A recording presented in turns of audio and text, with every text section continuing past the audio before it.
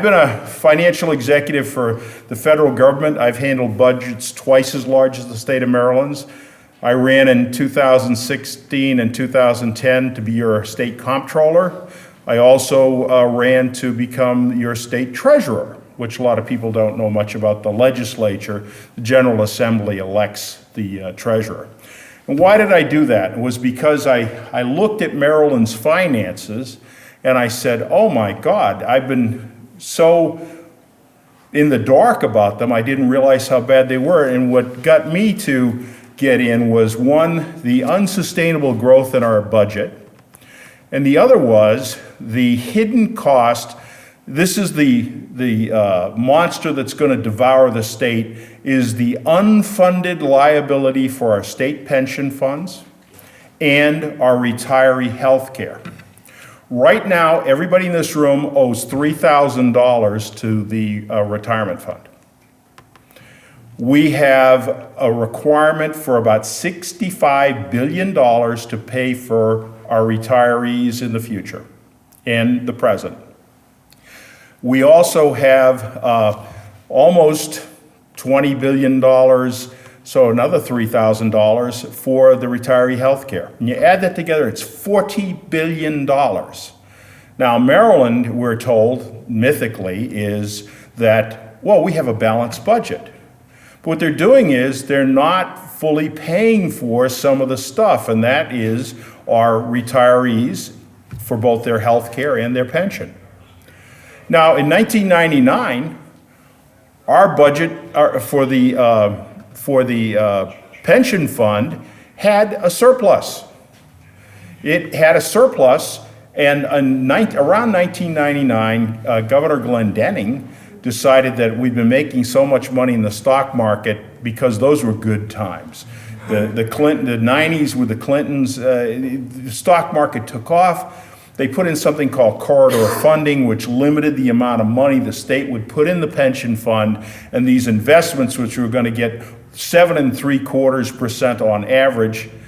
Bernie Madoff wouldn't promise 7.75% in those in the 2000s, but we just went and lived with this myth. So eventually, we owe our retirees the money. We're going to have to make it up. So that's why I ran twice for comptroller and twice for treasurer. I want you to assure you I'm not running again, so you won't have to. This wasn't part of my tour to get into the heartland of Dundalk, which used to be sapphire blue and turned ruby red. But I'm not going to do that. I was asked to come, and I look at Maryland, there's so much that's great about it. I'm originally from Massachusetts. My dad got transferred with Bethlehem Steel in 1964 down here. I love Maryland, but I don't know if I can stay here. Because when these bills come due, it is going to be a huge burden. I hear you talking about maintenance of effort, and what that is. Montgomery County just passed this past year an 8.7% increase in their property taxes. The county executive in Prince George's County, to save education. Prince George's County Executive Baker, he just proposed a 16% increase in property taxes. That was to save education. So eventually, this will come to you, and I don't know what you can do about it. I look at this and I think about stealing the saying from General Diaz, who became president of Mexico. Poor Maryland, so far from God and so close to DC. So what can we do? I have left some stuff out on the little table in the hallway. One is a little diagram of how a defined benefit pension plan works. Most people haven't got a clue. And I put in there a page and a half of how to fix the current system. Now, we are getting some press. Governor Hogan wants to fix it. He's talking about a 401k program.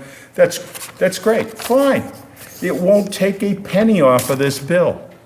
The people that are already in the system, we owe this money to. Anybody in the future, we're going to owe the other money to. So it's kind of a shell game. We also make terrible investments. Years ago, when Louis Goldstein was alive, when we had a surplus for the pension fund, T. Rowe Price, whether you like them or not, they ran the pension system for the state, and they only charged about $10 million a year to manage about $40 billion. Pretty cheap. Now we have over 300 individual management firms making lousy investments for us and costing us $300+ million a year in fees. And those fees come directly out of what we would get. Also, let's just take 10 years. We've averaged about 4 or 5% in the return on our investments, gross for our investments in the pension plan. Then we pay these management fees, which are 1 or 2%. If we put the money in a S&P 500 index, we would have averaged over 6% during that time. So one of the reasons I ran is I wanted to get us out of these managed investments and more into indexing, and quite frankly, lower our expectation of what we were going to get. So why is this important?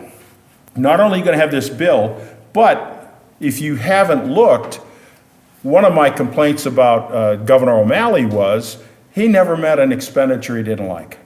He spent money. I was a drunken sailor as a kid. I used to sail at a Dundalk Marine Terminal. I never spent money like this. But I figured, well, he's going to be out. We have term limits, right?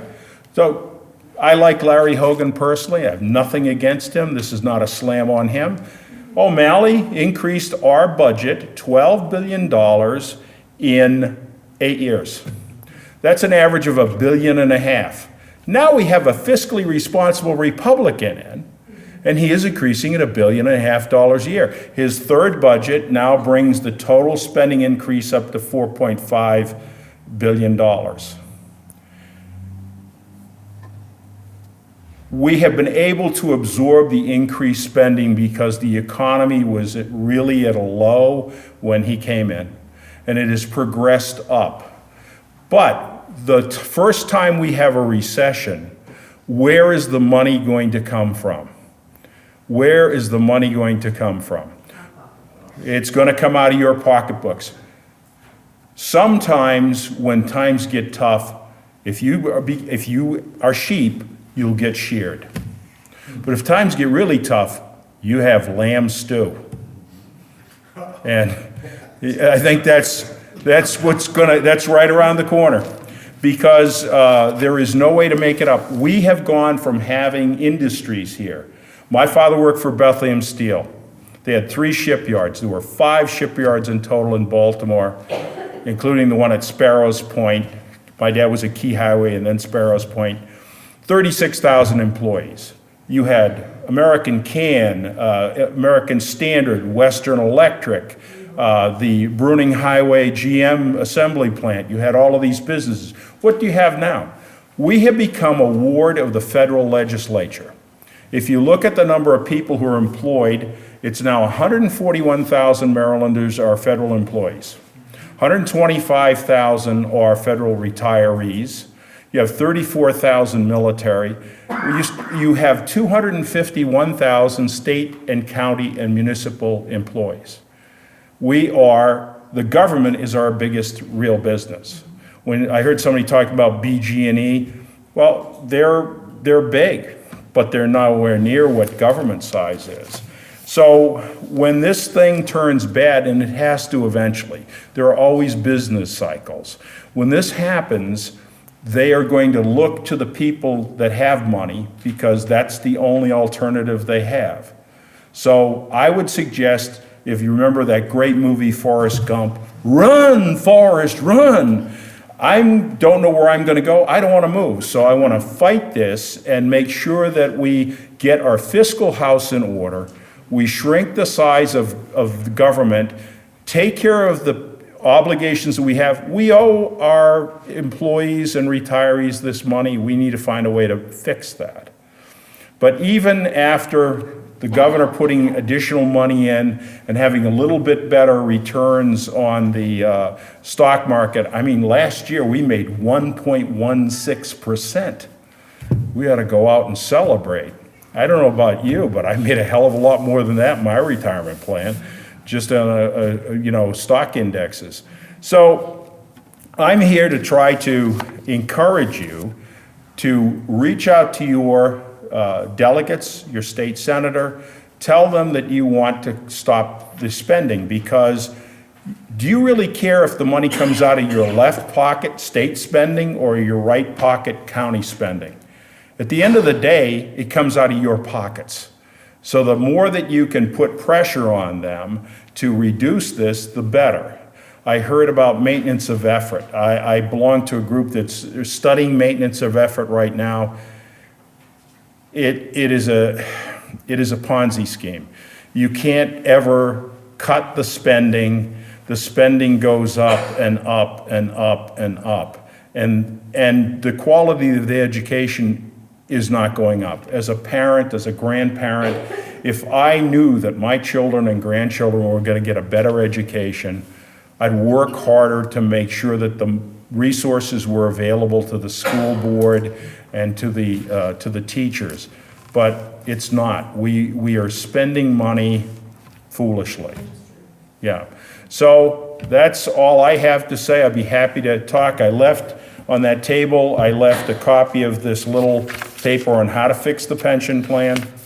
I left the returns that we've been getting from the S&P 500 over the past 10 years so you can compare it.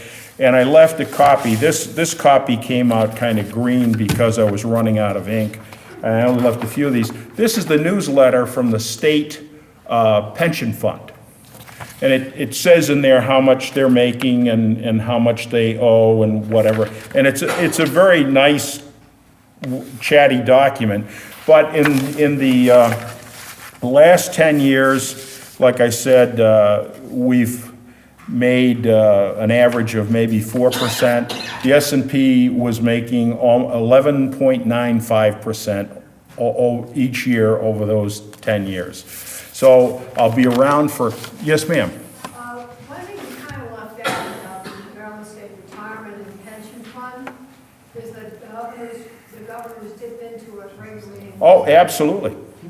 Governor O'Malley and Glendenning would take out on the average of $100 to $200 million. What you don't understand is some really smart mathematicians called actuaries. And every year the actuaries look and say, how many people do you have? How old is the population? When are they going to die? That's the big thing. When are they going to die? And they try to calculate what the requirement to go into the fund is. And you've got three sources of funding. You've got the employer contribution from the state. You have the employee contribution from the employee. And then you've got the returns on the investments. Think of it as a rain barrel. So you got this rain barrel and you got these three things coming in with the water. Well, you've got some things going out with the water. First, you have the benefits going out for the retirees. Then you have the fees that are being charged for you to make this money. And then you have the losses, because not every year, not every investment makes money. There are risks, and some of them lose money. So absolutely, you're 100% correct, but like making a tweet, I only have 140 characters or 10 minutes, and I didn't want to over. I think a lot of people think it's just money going out from the retirees, but the governors tap that Right. retirement system. That's part of the reason it's rated as underfunded. And also, the legislature passed a bill stating that if the governor wants to tap it again in an emergency, the legislature has to agree by 2/3. Of course, the legislature will do exactly what the governor tells them. Unless he's a Republican. And the same thing's happened with Social Security. The government does the same thing with Social Security. They tap into it. They give it, Yeah, well, they've always, they give it out for purposes that it was not. well, they have no place to put, in fairness, the federal government has no place to put that money. So what they do is, in Parkersburg, West Virginia, in the Bureau of Public Debt, in a drawer, I have seen it, there is a piece of paper that says, I owe you, it's called a bond. So you have special bonds for Social Security. But when Reagan and Tip O'Neill saved Social Security, all they did was, what happens is, the payroll tax no longer pays for all of the benefits for a whole bunch of reasons. The biggest one being that we only have 62% of the people that should be in the workforce working. When, back in the 1980s, it was over 90%. So they take the money from the payroll tax, they spend it on other things, they put an IOU in Parkersburg, and then every once in a while when they need money, like the last 5 years, the payroll taxes haven't covered the benefits. So they sell the bonds, but how they sell the bonds is they go out on the market and borrow money. So we're borrowing money to pay benefits. That's like living on your credit card. Eventually, something horrible happens. Trust me. I've seen this movie before. It does not have a happy ending. Yes, sir. Do you know what the rationale was for when you said T. Rowe Price used to manage it all? And then Well, I can guess because I did a lot. It's hard to get the truth in Maryland. I know that. We have congenital liars in some cases. It's hard to get the truth, but it was thought that this was a sweetheart deal for T. Rowe Price, and we ought to spread the wealth. And a lot of these firms that we gave money to are socioeconomically depressed firms. Most of them. So what you have is you have people that now, on average, each little firm gets over $1 million to manage, and manage horribly, I think. But it spreads the wealth, and then you can get contributions in from your people that are benefiting from this. Does this happen? I would never accuse anybody of doing that. I want the record to show I'm not making any accusations, but Limburger cheese smells better. Sir. As a retired state employee for 7 years, I just want the public to hear this. I've heard this, people criticize me as a state worker for 37 years, that we get, I heard it just now, benefits go out. Don't think the people who are retired are getting the benefits. We have averaged less than 1% Oh, for the last 6 years. You miss. Some years we didn't get anything.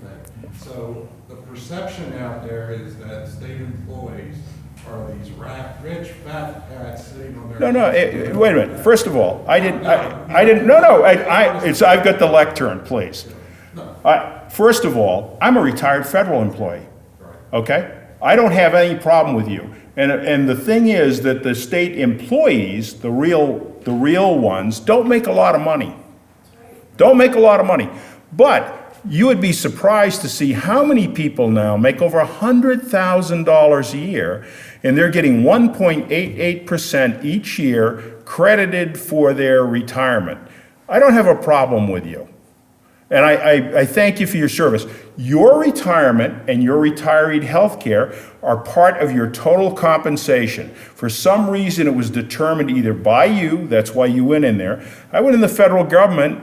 I took a huge pay. I went in 1972, and I went from making $25,700 a year to $18,600 because of what I looked at a career I didn't. ERISA came out, the Employee Retirement Insurance Security Act, and my company did away with their pension. My dad retired after 50 years with Bethlehem Steel because he had broken service. He got $246 a month. I don't have a problem with you. I have a problem with the legislature. The legislature gets 3% for each year served, up to a maximum of 22 years, 4 months. So they're at 3/4 of their miserly $53,000 a year, plus health care. The governor serves 1 term, he gets $50,000 a year for life. He serves 2 terms, he gets $75,000 a year for life. So I think you're getting hosed. I think there are others that are making out real well. And I have a brother who's the superintendent of buildings in Baltimore, and, you know, I know that he's busting his hump to get what he gets, and he's not getting a lot. So please don't take it that I'm being critical of you. No, I'm saying is that when you paint a picture, if you take out a quarter of the picture, it's not a full picture, is that the retirees, and I agree with you 100%, that the retirees are not getting rich off of it. No, no. But it's the when the term, they're paying out benefits, there are some people in the population who think, well, there's the rich employees who are getting their pensions. And we're not getting rich being retired. I hide my Bentley in the garage. I saw what you drove in there. My 12-year-old truck.